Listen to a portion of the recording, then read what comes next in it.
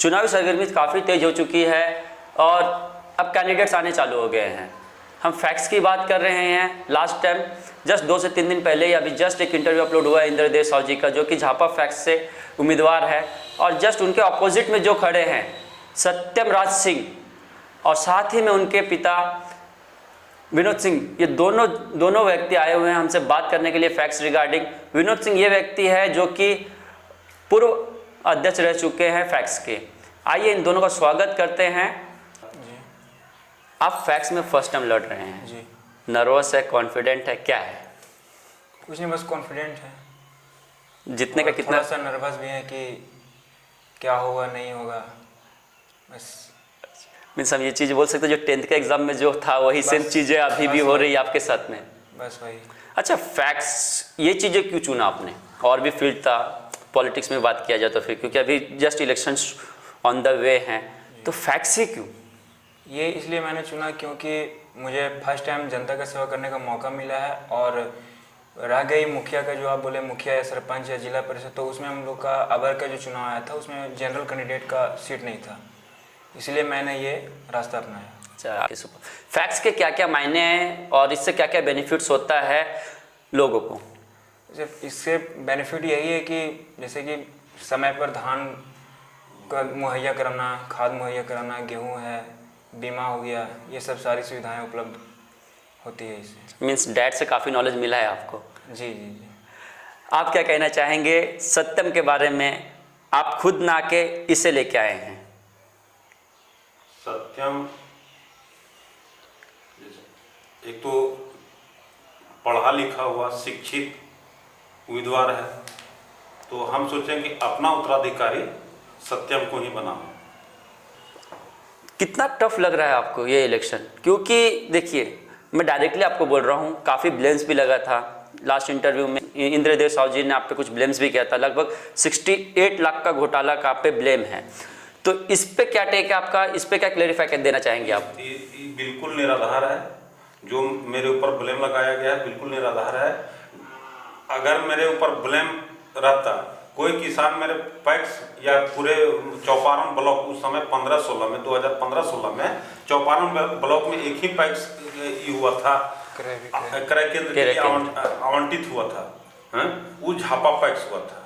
Jhapa PACS में जितने भी किसान धान दिए, किन्हीं का कोई राशि बकाया नहीं है।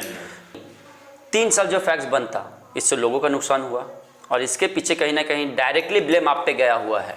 ये फैक्ट, ये चीज़ें मुझे जनता से भी कुछ लोगों ने कहा, ऑफ रिकॉर्ड की बात कर रहा हूँ मैं, और जो प्रतिनिधि जो है आपके, जो प्रत्याशी जो है अपोजिट में जो खड़े हैं, उन्होंने डायरेक्टली ब्लेम किया है आप पे, तो इसे कैसे आप क्लैरिफाई करेंगे कि, और बंद था तो क्यों बंद था? क्योंकि उस वक्त आप ही अध्यक्ष थे, ये भी क्लैरिफाई कीजिए मुझे।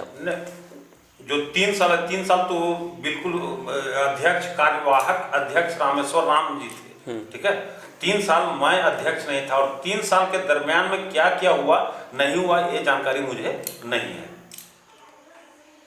ये जानकारी मुझे नहीं है 3 साल का कि क्या हुआ है नहीं हुआ। बात रह गई जो मेरे ऊपर ब्लेम लगाया गया, जो मेरे ऊपर ब्लेम लगाया गया बिल्कुल निराधार है, इसलिए कि जब मुझे न्यायालय ही न्याय दिया, न्यायालय ही मुझे रिहा किया।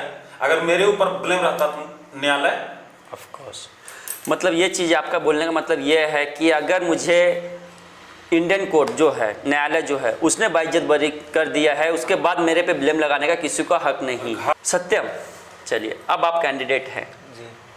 क्या क्या सोचते हैं लोगों के बारे में? लोगों के जो मेरा कर्तव्य या फिर जो बैंक से जो भी सुविधा उपलब्ध होगी हम करवाएंगे। करंट डेज में देखा जाए ना सत्यम, तो फिर सबसे बड़ा इशू क्या है लोगों के बीच में? फैक्ट्स को लेकर बात करें तो फिर लोग चावल की उपज करते हैं, धान की उपज करते हैं, सभी चीज़ें करते हैं, लेकिन प्रॉब्लम ये हो जाता है कि एंड ऑफ द डे जब वो फैक्ट्स में अपना जमा पूंजी, हम जमा पूंजी बोल सकते हैं किसानों के लिए, वो जब जमा करते हैं और पैसा डिले हुआ, इस साल की जो बात है काफ़ी डिले आया है पैसा, तो फिर नेक्स्ट ईयर भी सेम यही प्रोसेस होने वाला है कि कुछ चेंजेस होने वाले उसमें? कुछ आइडिया होगा आपको? I think so. देखिए, क्योंकि धान का जो रेट है वो ऑलमोस्ट डिक्लेयर हो चुका है। जी जी। तो ये जो है हम लोगों का काम है जनता से खरीदना, ठीक है, और हम लोग को जनता से खरीद करके सरकार तक मुहैया कराना। ये सरकार आपको पैसा फिर आपके अकाउंट में जाएगा, ये नहीं कि हमारे हाथ में आएगा और हम आपके हाथ से मतलब हम अपने हाथ से आपके हाथ में पैसा देंगे, ये चीज़ नहीं है। सरकार आपको पैसा वो तो डायरेक्ट अकाउंट में ही आता है। जी। लेकिन कहीं ना कहीं डिले जो होता है delay पैसा, होता है, वो इसके पीछे रीजन क्या होता है? उसके पीछे रीजन है मतलब सरकार का डिले है, इसमें हमारा कोई संबंध नहीं है इससे। अच्छा, इसमें सबसे बड़ा मेन रोल ये होता है बिचौलियों का, जो बीच में जो रहते हैं, जी। जो हम उसे एक डीलर भी बोल सकते हैं, बहुत सारे नाम हैं उनके। हाँ। ये जो है किसानों से सस्ते दामों में धान खरीदते हैं, और ये चीज़ आपको पूरा क्लियरली मतलब जिस तरह आपने कहा, तो इसे आप किस तरह से रोकेंगे? सर इसे मतलब रोकने का मेरा यही है कि जनता से हम उसको यही संतावना दे सकते हैं कि आप सरकार से धान जो है, सरकार को जो धान दे रहे हैं या फिर जो आप जो बिचौलिया के पास बेच रहे हैं, वो बिचौलिया के पास आपको बेचने से नुकसान है। हम ही उसको संतावना दे सकते हैं कि आप जो बिचौलिया के पास दे रहे हैं उससे नुकसान है, आपको आधा रेट में आपको मिल रहा है, जहाँ हम 20 रुपये दे रहे हैं वहाँ आपको 10 रुपये दे रहे हैं, तो आपको तो आधा नुकसान पड़ रहा है, तो इसलिए आप वहाँ पर ना दे करके आप यहाँ पे दीजिए। अच्छा, लोगों से आपने अभी इंटरेक्ट कर रहे हैं लोगों से डे बाय डे कंटिन्यूसली, क्या क्या प्रतिक्रिया मिल रही है, रिएक्शंस क्या क्या है पब्लिक का आपके रिगार्डिंग? पब्लिक का रिएक्शन मतलब कि क्या रहेगी कि ठीक है, मतलब पब्लिक क्या क्या बोलती है, क्या क्या, मतलब देखिए जब कैंडिडेट कोई भी जाता है पब्लिक के पास, तो फिर 4 में से 2 पब्लिक ये भी होते हैं जो कि ब्लेम भी करते हैं। कुछ लोग ये होते हैं कि कुछ लोग ऐसे होते हैं कि दिल से चाहते हैं, कुछ लोग ऐसे होते हैं कि सच में उन्हें तकलीफ होती है और वो खुन्नस भड़ास निकालते हैं। तो मैं इस तरह से जो 3 प्रकार के जो लोगों की बात योग किया, तो इसमें क्या क्या आपको प्रतिक्रिया मिली है? ऐसा कोई शिकायत का मौका नहीं मिला। क्यों? इसलिए नहीं मिला क्योंकि मेरे पिताजी जो हैं ये 15 साल से इस क्षेत्र में कार्यरत करते है, आ रहे हैं, इसलिए हमें आज तक कोई शिकायत का मौका नहीं मिला है। कितना स्वस्थ अपने जीत को लेकर के? 80% तो कॉन्फिडेंट है।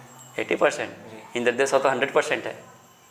अब अगर वो 100% है तो हम ही 80% मतलब लेके चल रहे हैं कि चलिए ठीक है, नो इशू। कॉन्फिडेंट और नर्वस दोनों साथ चल रहे हैं। सत्यम, अगर लोग आपको वोट दें जी। तो क्यों दे, क्या क्या क्वालिटी से आप में जो लोगों को आगे चल के मिलेगी?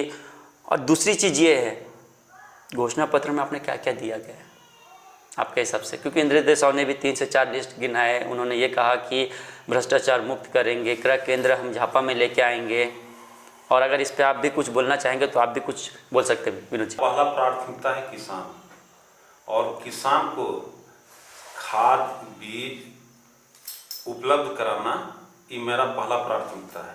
दूसरा है किसान के बीच में रह के जो शिकवा और शिकायत है वो मौका नहीं मिलेगा। तीसरा है कि किसान का केसीसी ऋण उपलब्ध कराना, ऋण आवेदन लेना, ये मेरा पहला प्राथमिकता है। एंड यू, आपको क्यों वोट दे लोग? मैं आज का नया उभरता शिक्षित युवा उम्मीदवार हूँ और मैं कंटिन्यू मतलब चलता रहूँगा, इसलिए कि नया पढ़ा लिखा नया युवा। और लोगों के लिए क्या क्या करेंगे आप जीतने के बाद? जीतने के बाद क्यों नॉर्मली ऐसा होता है कि कैंडिडेट कोई भी हो, एक बार विन हो गया उसके बाद में क्या, उसका तो लोग उसके पीछे घूमेंगे? नहीं वैसा नहीं, ऐसा तो नहीं होगा ना आपके साथ भी? वैसा अच्छा, नहीं होगा। तो क्या करेंगे आप लोगों के लिए? लोगों के लिए वही धान, जैसे अभी धान यहाँ से मतलब क्रय केंद्र लाएंगे, धान को समय पर मुहैया करवाएंगे, ठीक है। उसके बाद फिर खाद हो गया, गेहूँ हो गया, ये सब। क्रय केंद्र आपका भी लाना एक लक्ष्य है झापा जी, पंचायत में? झापा पंचायत में। ये थे सत्यमराज सिंह और विनोद सिंह।